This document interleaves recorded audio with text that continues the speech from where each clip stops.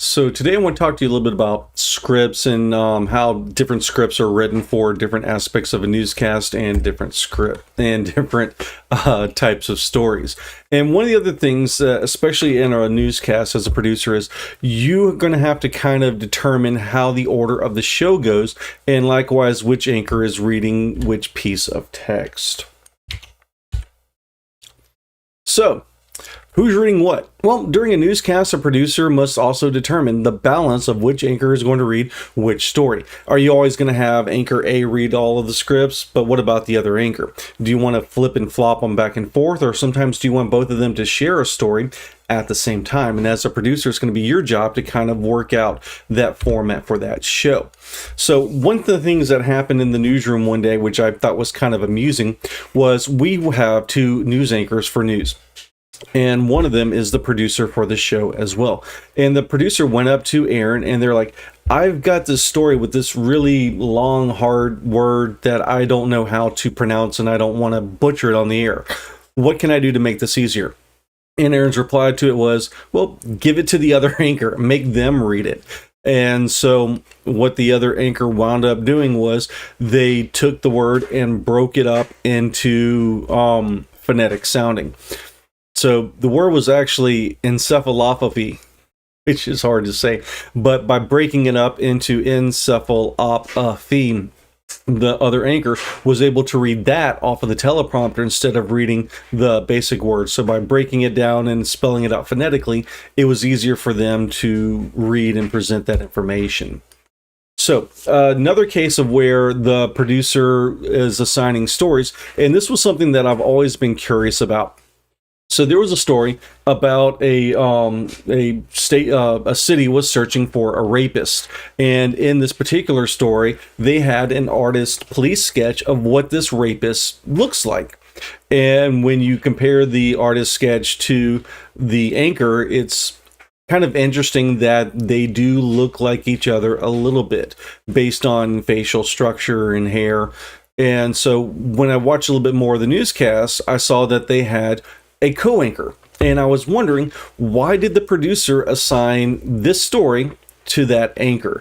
Was it just the second story in the show, so it went from her to him? Or if it was the first story and he always tends to read the first stories, did they do that? Did the producer feel that a story talking about a rapist may have had a certain influence if a male anchor was reading it versus a female?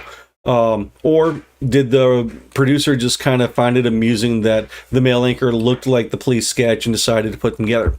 That I don't know. It may have just worked out that that was the rotation of anchors and the rotation of stories, and that it was just a pure coincidence that this was the end result. But as the producer, it's going to be your job to kind of determine the order of the stories that they're presented in and who's going to read what particular story. And to do that, you're going to have a part of your rundown that's going to have an anchor assignment. And sometimes, even in your template, it's going to begin by providing you that information. So for a template, we use a Trojan Vision. We've got story 1, story 2, story 3, and then a feed bumper that takes us into our international news, which we have our feed story 1, feed story 2. So for our anchor assignment, for our open, we start with a 2-shot of 2 anchors on camera 2. The first story goes to anchor A, the second story goes to anchor B, the third story is actually going to be both of them reading an introduction together on a 2-shot. So with whatever the first story is in the show, anchor A looks like they're going to get it. Whatever the second story is, anchor B is going to get it. On a couple of the rare occasions, we may have the first story is recorded and reported on by anchor B. So we'll swap the order in our rundown to present that information. But a lot of times you're going to begin with a template, and that's going to help you assign anchors and assign stories and to help fill out your show. So when we're looking at the template for our show, we have our newscast broken up into blocks. The first part is going to be the mega and the open. The mega is a tease that shows video clips from upcoming stories to give you an idea of what's going to be in it. Then we've got our first block, which is going to have at least 3 news stories in and around Troy. We then have our next block, which is the feed bumpers that we get from CNN and CBS, and we separate them with a animation that says now news from across the nation and around the world. After that, we go into our first commercial break, our tease. Then we have our third block, which is going to be weather. After weather, we're going to do another commercial break with our tease. And then we're going to have our next block, which is sports. And then after sports, we're going to have our following block, which is going to be Trojan Talk, and then a couple more feed stories, such as Health Minute and an entertaining one called, Hey, Take a Look at This, where we show funny videos from around the world and across the internet. Our last segment is going to be what's known as a weather wrap. We're going to recap all the weather that's happened for tonight and tomorrow to let you know what's coming up. And then finally, we're going to close out our show with just closing comments from the anchors. And you can kind of see that based off this template that right now, when I look in this corner, I can see that it says 25 and the color's yellow. So that means with the time we've allocated for these stories, I still have an extra 25 seconds to fill. But once we actually go in and start typing scripts and getting the times correct, this time will constantly adjust for what we've got going on. So once you go from a rundown into a script, your script is going to have various parts for information. The first part is going to be the name of the story, and this will wind up what you'll see in the rundown. You've got a section for your director scripts, a section for what your anchor is going to read, and this is the text that will come into teleprompter. You've got information for graphics, CGs, things like that. You've got additional information, so like for this story, I may have an over the shoulder and I want them to use a fireworks graphic. This type of story is a package. If we have an info CG, which is a named graphic that we put in after a story to provide more information, it may include a Twitter handle, a web page, a phone number for people to contact. This will put a note in the rundown so the director knows that there's an information CG at the end. I can see which camera and anchor we're going to be going on. And then finally, I can see the story time. And so this 130 is the video that plays plus the anchor script gives us our total story time. And all this information plugs back into the rundown. So when we put something in, I'll see the anchor name, I'll see the package, I'll see how long it is, and then the rundown will do calculations automatically for us to make sure we've got the right time. All that's based on the information that goes into that script. So let's build a few scripts, and I'm just kind of go over a couple parts and explain how they look. So I've got a story, and when we're dealing with scripts, we're going to be dealing with three parts of our script. The first part is going to be our introduction, and this is what the anchor is going to read that's going to tease you with some information to get you to watch the story. After the introduction, you've got the body of the script, and this is going to be where your main story is coming in. And then afterwards, you've got the tag. The tag is a little bit of extra information to either reinforce something you heard in the story or to provide information that they didn't originally have. So for an introduction, we're going to say Troy University's campus kitchens is primarily known for feeding the needy in the Troy community with extra food left over from the dining hall. But in addition to providing prepared food, the group is now teaching the community a little bit about where their food comes from and how it helps them stay healthy. Casey Freeman has the details. So we're telling you a little bit about the story without telling you everything. And then the body is going to be the package. So let's apply that to a couple of stories. So this is a copy story. Read the stories about John Hartwell, an athletic director. It's going to be read by Samantha on camera 1. And so I've got John Hartwell, and this is the text that's going to be in the teleprompter. Samantha on 1. The introduction. The university's athletic director is leaving Troy to take a similar job at Utah State. So we're teasing you with that information. Now you're like, what? He's leaving? What's going on? Let me find out more.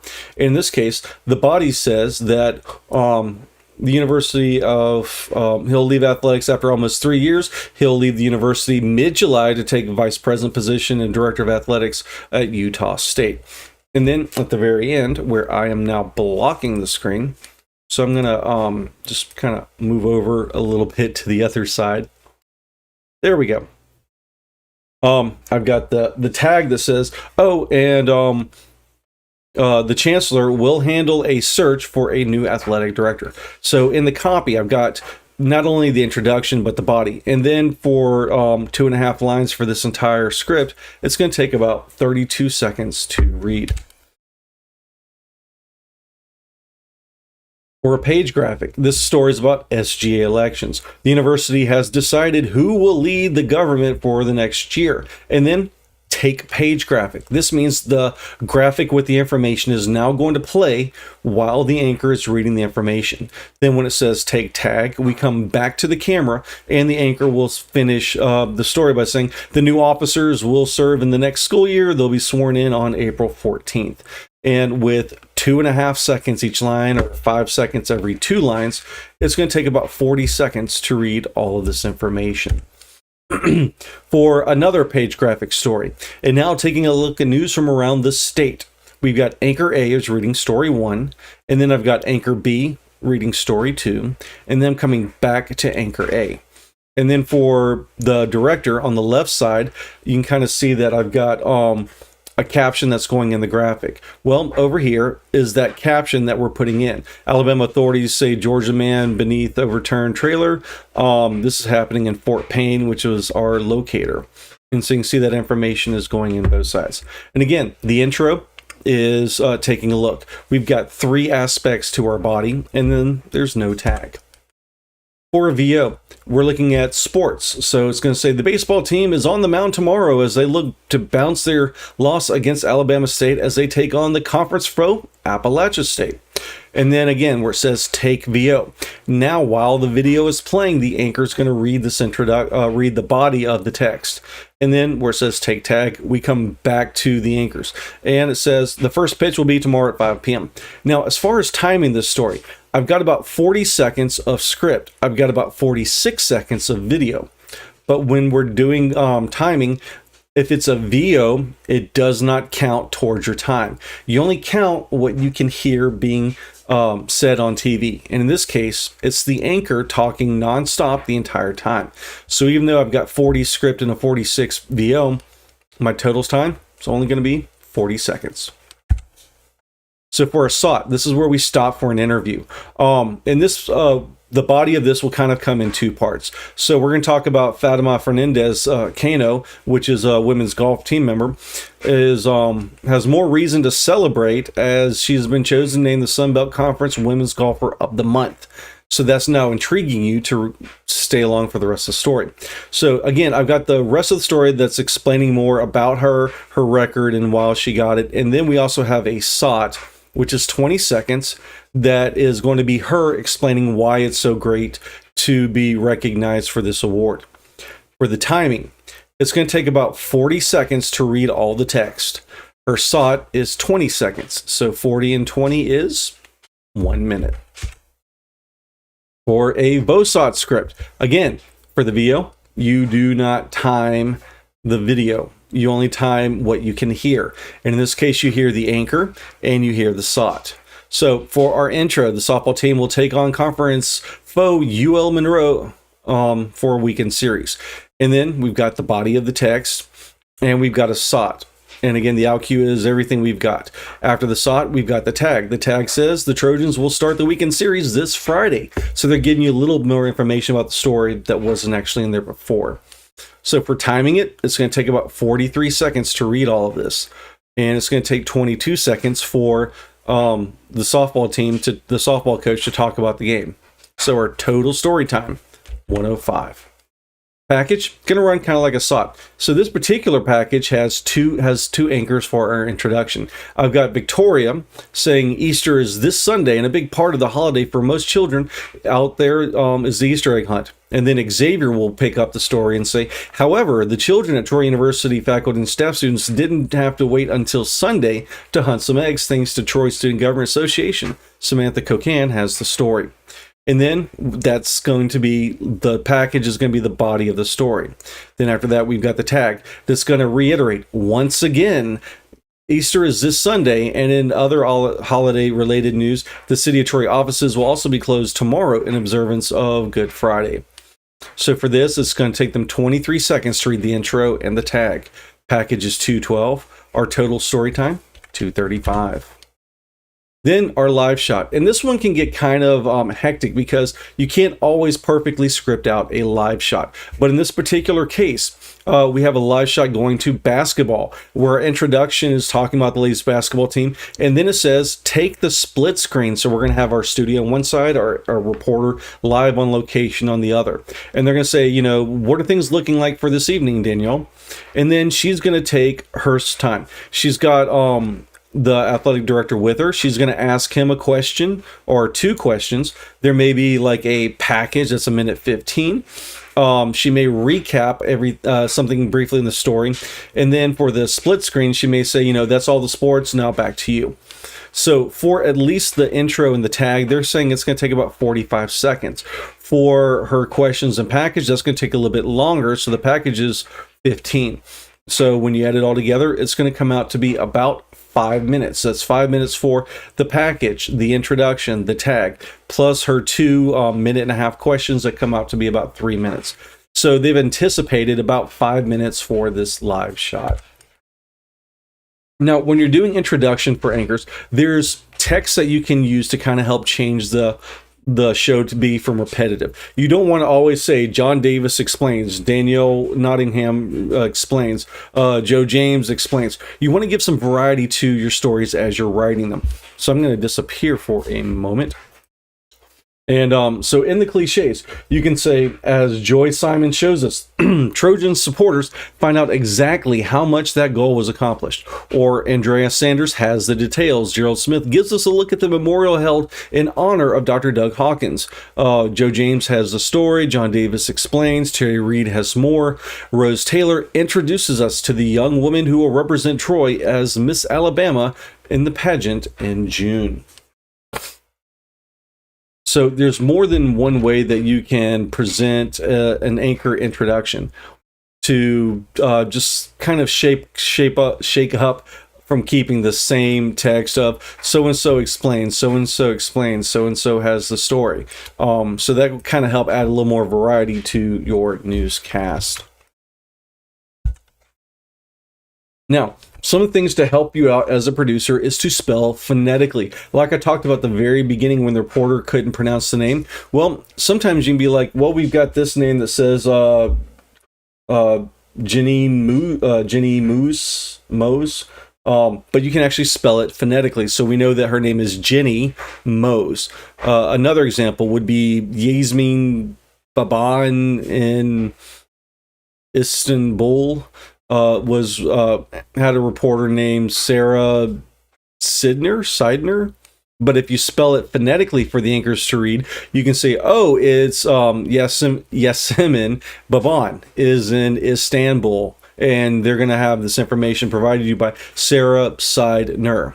So instead of just being like Sidner, you can write it out for your anchor so that they can have a little bit easier time reading things out phonetically. So that's just kind of a brief look at the different types of scripts that we're going to use to put together